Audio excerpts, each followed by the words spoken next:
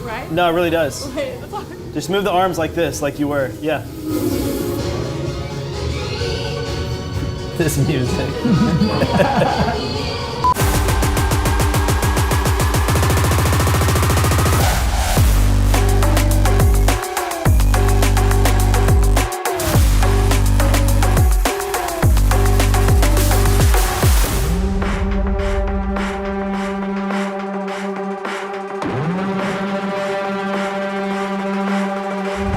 Hey, what's up guys? This is the Godox production series, and today we are filming at this awesome industrial location set. And what we're doing is creating a fitness commercial using two different looks, one magic hour look and one daytime look. And we're gonna use the lights to modify both those looks. So let's do it.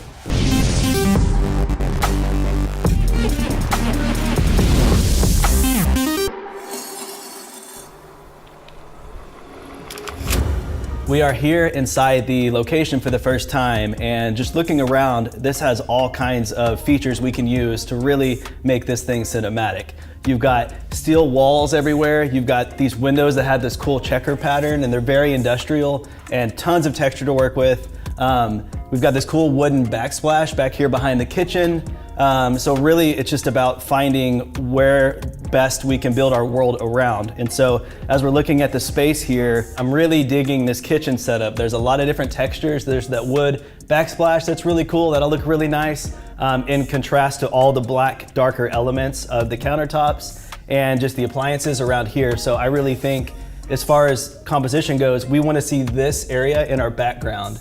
And ideally, you want to look for a corner whenever you're trying to place where your action is going to be based in. So the corner will give us the most depth in our shot. And I feel like right here we can, throw in lights outside the windows and possibly put some sort of texture on that back wall right there, and we'll go from there. So now that we've looked around our location and figured out where we want to point the camera back into this corner, I think it'd be best if we set the elliptical right in this area right here. This will give us a lot of open space to work with, and it'll give us a lot of depth. So we can play with depth of field, we can play with all kinds of different ways to scatter the light across the environment.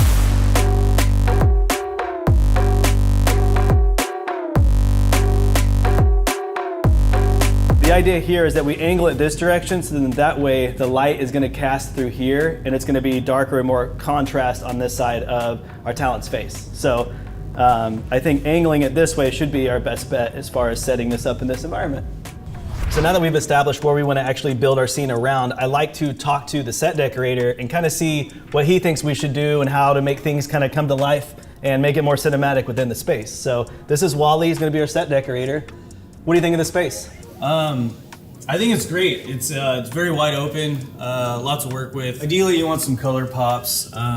You don't want the background to go muddy.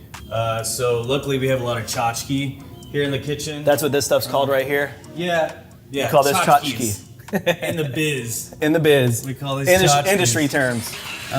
So we kind of just doll up the table, doll up the background a little bit. It's nice. We have some florals in here, some greens. You said you really like these pink flowers, right, earlier? Yeah. You saw those like as soon as we walked in, you were like, yeah, those are cool. We're gonna have to add those. So. Yeah, we're not gonna highlight the pink flowers and how much I like pink flowers. Okay. Here we are with our elliptical placed on set, and the next step is to test the practical light sources in the location itself. The practical sources are lights that are already at the location.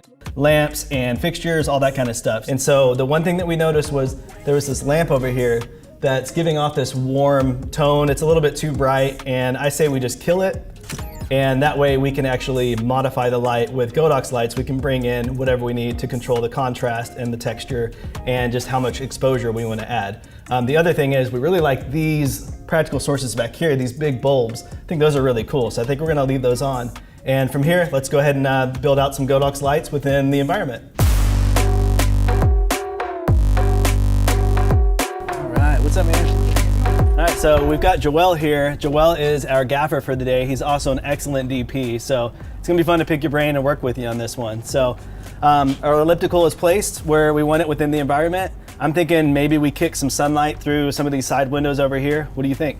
Cool. Since we have all these really great windows, I think a good starting point would be getting a couple of the M600Ds up and putting the Fresnel so we can spread the light beams out a little bit more. And I like the texture that this window has given us, so I think the light going through will break it apart and scatter it on that back wall really well. Sweet. Okay, cool. Let's try it out. So we've got the Knowled M600 buy set up right here. Joel's got a couple of them here with the FLS10 Fresnels attached to them. Well, one of the things I really like about these Knowled M600s is the output is just crazy, insane bright. It's like the sun, right? Exactly. Cool. And having the bicolor option too lets us match anywhere from daylight to tungsten. So with these lights, we are placing them up high and angling them down so that way it looks like motivated sunlight kicking in through the windows. So whenever you set lights up outside, think about that directional beam as it kicks down and that you get the angle, especially if we want to add haze in our environment, we might be able to get some light beams. Either way, it looks like it's natural sunlight being motivated outside the windows. Now we have 3 Knowled M600s set up outside, and this is basically bringing our sunlight into our environment. So let's go back inside, check the monitor, and see what we got so far. So we ran into our first problem on set, and that was because the sunlight itself was kicking in through our windows and creating way too many hot spots. It was just looking like way too overexposed. So we came outside, and Joel is basically adding a solution to how we can block out the sun. So what have you done here? We've taken this large piece of duvetine fabric and we've go ahead and block out all this natural sunlight that's coming in that's messing with our artificial sunlight. I think that actually did the trick. You know, now that we're looking at it, we can see it in real time. And yeah, nice work. We got it. I think now, because these are so bright over here, those windows, let's go ahead and let's add some gels to like some of those squares. It might give us a little bit more color. It might just give us a little more interest on that side of the screen. The blue one, and then you want to put one like right there? Yeah, I would say even let's do some back here. Back here. That's where it's really hot. So this is why it's a lot of fun to have help on set, because we can watch Joel problem solve everything that we throw at him. We're like, hey, what about this? What about that? He's the guy that makes it happen, so it's always nice.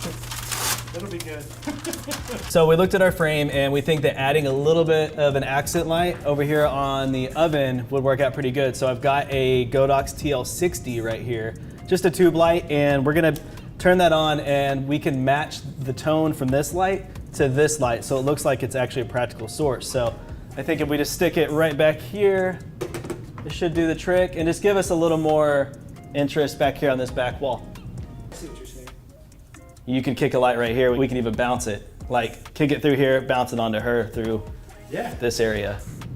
All right, so our set is pretty much dressed and ready to go. So we've got our tube light, our TL60 over here. It's our accent light on top of the oven. We've checkered the windows with a couple of gels. We put the duvetine cloth outside here that's blocking out all that sunlight. And as we travel through here, you see all the checkered gels just giving us cool textures. We've got the Knowled M600s outside. That's kicking in some nice, controllable, natural looking sunlight. And then we're gonna keep coming over this way. Here's where our talent's gonna go. We've turned some practical lights on just so that we can have a few other practical lights within our environment. And we've got a Knowled M200 buy. And that is bouncing off of this poly board right here, which is gonna fill our subject nicely. It's gonna have nice diffuse soft light across your face. So a thing to consider whenever you're looking at what you want your talent to wear is look for maybe something that's a complementary color to your environment. So we have a lot of orange and tungsten color through the windows and the background. So I really think going with a blue, which is a contrast color, to the orange would actually work out pretty good. What do you think? Yeah, it's a great idea. And I love that we have a splash that's blue here and to mimic it. Yeah. I think that's the one. Okay, blue it is. So, fitness commercial, we need sweat. So, to save time, in a matter of efficiency, we use glycerin. So, typically, we mix 1 part glycerin, 2 parts water, and it keeps the sweat on the skin. And that's what makes it look like real sweat, right? And it stays consistent throughout? Yes. Okay. That's the most important part. It stays consistent throughout. You can dial it back, or you can make her more sweaty. You can make the sweat run, or you can make the sweat stay in place.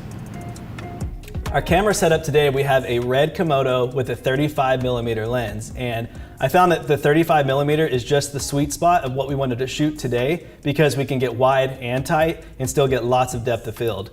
And also, as far as camera move goes, since this is a fitness commercial and it's gonna be intense and a lot of action type shots, movement is very key, and I feel like the 35mm with the Dana dolly will be the perfect setup.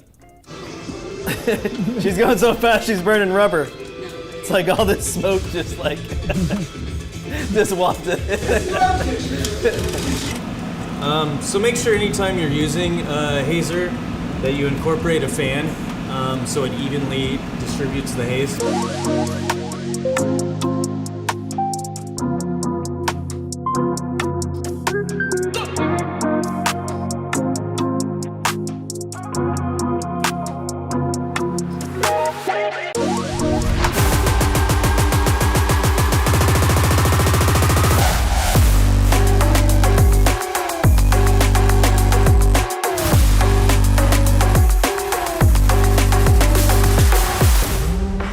So for our second setup, we wanted everything to look like magic hour. So we wanted to add more of an orange color temperature to all of the lights. So this light right down here, we took an M600 bi. Basically, this is heating up into this area and it's casting this nice warm light and kind of like making the illusion of this warm evening light cascading across this window right here. It just kind of sells the whole fill area of what warm light would be with the sunlight.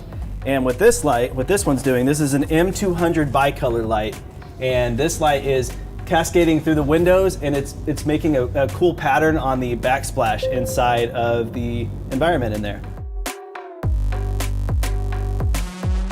Over here are two Knowled M600Ds with the Fresnels attached to them, and we added CTO gel to give it that orange look, so it looks like that magic hour light. We took both of the M600Ds that we put CTO over, and we actually combined them together to just create one gigantic light source to go ahead and mimic the sun. So these are set at 100% power. They're kicking in through there, and it's giving our subject a nice backlight, which is creating a rim light and kind of bringing her away from the background. And it really just mimics a really cool sunset type look. And so that's what we were going for. So now that we're inside, we have created our magic hour look, and this is the interior. And what we decided to do was condense our world. And why did we do that? We pushed everything back. We were trying to create this look. It's still broad daylight outside, so we were getting a lot of light spill from the sun.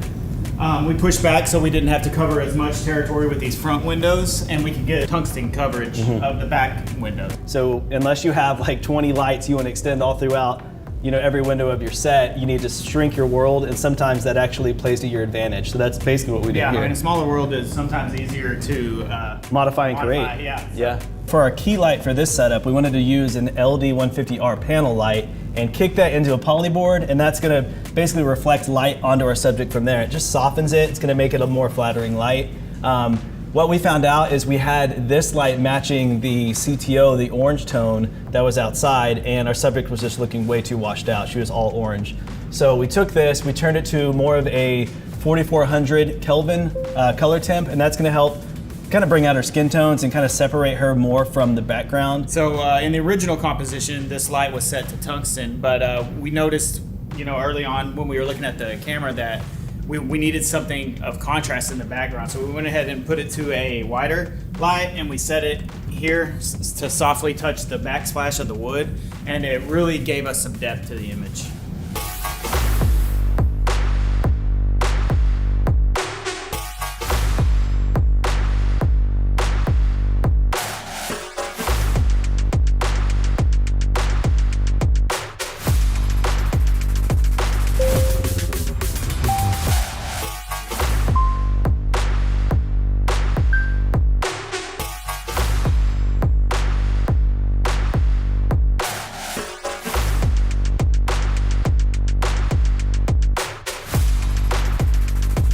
All right, guys, thank you so much for watching this episode of the Godox production series. We'll see you next time. Until then, happy filmmaking.